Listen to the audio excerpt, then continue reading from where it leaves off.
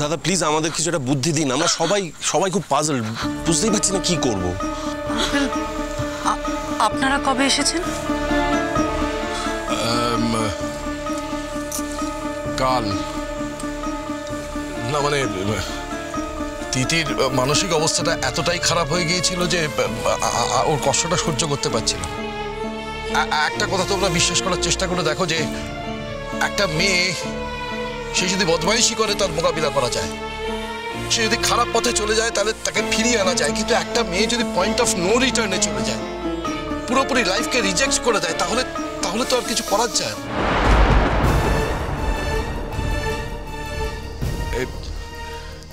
তিতির অবস্থাটা এতটাই খারাপ, কিন্তু আমি ভেবেছিলাম যে এই প্রকৃতিতে নিয়ে এলে ওর মনটা একটু সহজ হবে আর নিজেকে গুটিয়ে নিতে পারবে।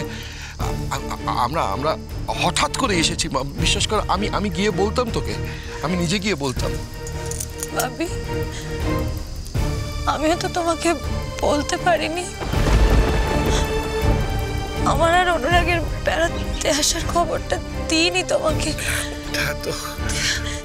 দিদি ভাইয়ের এরকম একটা অবস্থায় আমি অনুরাগের সাথে বেড়াতে আসছি, এটা ভেবে আমার খুব খারাপ লাগছিল, তাই আমিও তোমাকে বলতে পারিনি। কিন্তু বিশ্বাস করো, আমি ক্যান্সেল করে দিতে চেয়েছিলাম, অনুরাগ রাজি হয়নি। ও বলল আমাদের বেড়াতে যাওয়া নিয়ে এত বাধা পড়েছে, আমরা যাবই। ভাবি, আমি ওর কথা ফেলতে পারিনি, কিন্তু আমি যদি সেদিন ক্যান্সেল করে দিতাম তাহলে এই দুর্ঘটনাটা তো আর ঘটতো না। বাবা, অনুরাগের তো কিছু হতো না বললো। আঙ্কেল, অদ্রিজা এখন কোথায়? ওই হোটেলে ওর মায়ের সঙ্গে আছে। আচ্ছা আঙ্কেল, অদ্রিজা জানে অনুরাগের মিসিং হয়ে যাওয়ার ব্যাপারটা? হ্যাঁ জানে।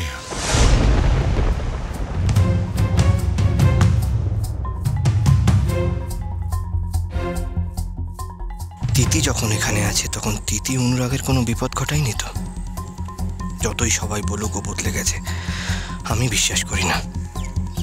যার ভেতরে এত নেগেটিভিটি থাকে সে কখনো বদলাতে পারে না। আঙ্কেল, একটা কথা জিজ্ঞেস করবো আপনাকে। বলছি, অদ্রিজা কি আপনাদের সঙ্গে বাড়িতেই ছিল? তুমি যা ভাবছো তা কিন্তু নয়। না, আগে হলে তাই হয়তো মনে হতো, আমি সেরকম ভাবতাম, কিন্তু তোমরা আমার মেয়েটাকে এখন দেখোনি। উঠতে পারছে না, নিজের ক্ষতি ছাড়া আর কারোর ক্ষতি করার ওর কোনো ক্ষমতাও নেই, ইচ্ছেও নেই। বিশ্বাস করো, গা জ্বরে পুড়ে যাচ্ছে, বমি করছে। আমরা তো চলে যাব বলেই ঠিক করেছিলাম, কিন্তু হঠাৎ এই খবরটা এলো, তাই। না না আঙ্কেল, আমি সে কথা বলতে চাইনি। হ্যাঁ বলেছো তুমি, তোমার কথার মধ্যে সেই ইঙ্গিতটা ছিল, সেটা বোঝার বয়স আমার হয়েছে। কিন্তু আমি আবার বলছি, আমি কিন্তু তোমাদের কোনো দোষ দিচ্ছি না তোমরা এটা ভাবছো বলে। আমি হলে তো আগে তাই ভাবতাম, কিন্তু এখন মেয়েটার সেই অবস্থা নেই। মেয়েটা সত্যি হাঁটতে পারে না, চলতে পারে না, দিন রাত খালি কাঁদছে, গা জ্বরে পড়ে যাচ্ছে, বিছানা থেকে উঠতে পারছে না। সেখানে অনুরাগের মতন একটা শক্ত সমর্থ ছেলে, তিতি কি ক্ষতি করতে পারে আর কি এমন করতে পারে তিতি যার জন্য অনুরাগ তার মোকাবিলা করতে পারবে না?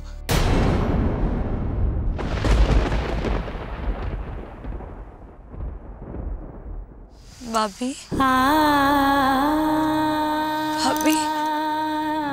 তুমি তো সব পারো। সবাই যখন হেরে যায় তুমি তো জিতে যাও। ভাবি, আমার অনুরাগকে একটু খুঁজে এনে দাও না। ভাবি, ও কোথায় চলে গেল? কেন এনে দিতে পারছো না বলো না? শোন মা, আমি বড় তুচ্ছ মানুষ, আমার উপর এত মহত্ব চাপাস না। আমি খুব সামান্য, তবে আমি তোকে কথা দিলাম মা, আমি তোকে কথা দিলাম, অনুরাগকে খুঁজে বার করার সব রকম চেষ্টা আমি করব। এই আমি তোকে ছুঁয়ে কথা বলছি, ছুঁয়ে। আমি আর পারছি না। অঙ্কেল এদিকে কেন এরকম কান্নাকাটি করছিস মেঘলা? আঙ্কেল আমাদের এখন কি করা উচিত বলুন তো? কিছু মাথায় আসছে না, আমরা কিছু ভাবতেই পারছি না। পুলিশ কি বলছে? হ্যাঁ পুলিশ না, ওরা উল্টো পাল্টা বলছে। ওরা ভাবছে যে তাতানের মনে হয়তো কোনো অশান্তি ছিল, তাই মানে ওরা এটাকে একটা সুইসাইডাল অ্যাটেম্প্ট হিসেবে ট্রিট করতে চায়।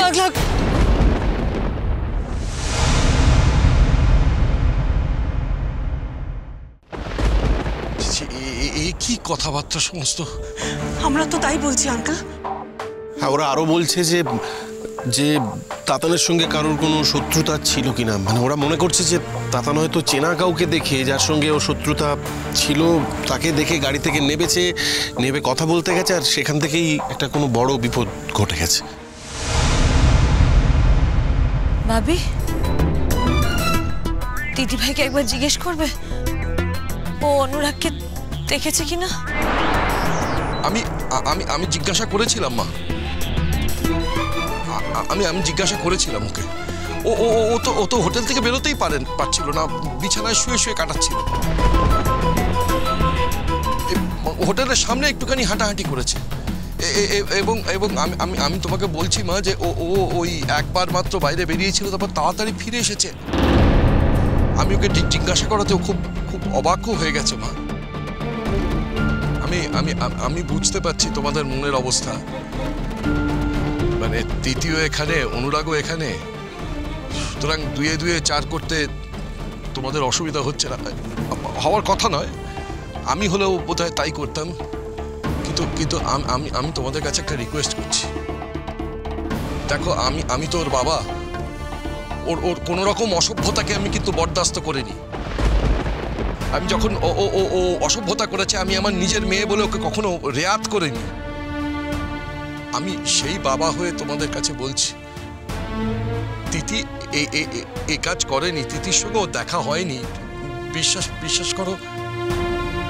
দাদা, আপনি প্লিজ কিছু মাইন্ড করবেন না। আসলে আমরা এতটাই আপসেট, তাই নানান রকম ভাবনা মাথায় আসছে। তো একটা জিনিস দেখেছো পাগলা ঘোড়া, এখন পর্যন্ত আমরা কিন্তু কোনো খবর পেলাম না। হ্যাঁ, আচ্ছা মা, আমাদের কি একবার থানায় যাওয়া উচিত? আমি তো তোমাদেরকে কখন থেকে বলছি চলো, তোমরা নিজেরাও গেলে না, আমাকেও নিয়ে গেলে না। মেঘলা আমরা থানায় গিয়ে কি করতাম বলো? পুলিশ তো তাতানকে খুঁজছে, আমরা তো তাতানের ছবি মোবাইল ফোন থেকে ওদের দিয়েছি। ওদের সঙ্গে তো সব জায়গায় যাওয়া যাবে না, আর থানায় এতজন গিয়ে বসে থাকা যাবে না। ওরা তো বলেছে যে তাতানের কোনো খোঁজ খবর পেলে ওরা আমাদের নিশ্চয়ই জানাবে। আর কখন জানাবে বিক্লুদা, কখন জানাবে বলো?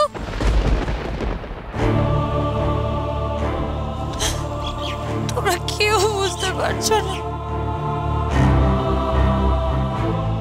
আমি আর পারছি না। এক একটা মুহূর্ত কিভাবে কাটছে, আমি চোখ খুলে ওকে দেখতে পাচ্ছি, চোখ বুঝেও দেখতে পাচ্ছি, শুধু ছুতে পাচ্ছি। ভাবি, ঠিক হয়ে যাবে, সব ঠিক হয়ে যাবে, সব ঠিক হয়ে যাবে। দেখো, হ্যাঁ, মনে হচ্ছে থানা থেকে ফোন করেছে। ধরো। হ্যাঁ, hello hello, we are helpless. आप लोग को एक बुरी खबर देना है। हाँ, की मैंने की बोलছেন, की খারাপ খবর বলুন তো।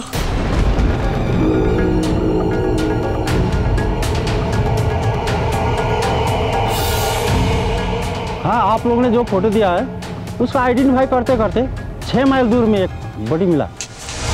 की बोलছেন কি আপনি?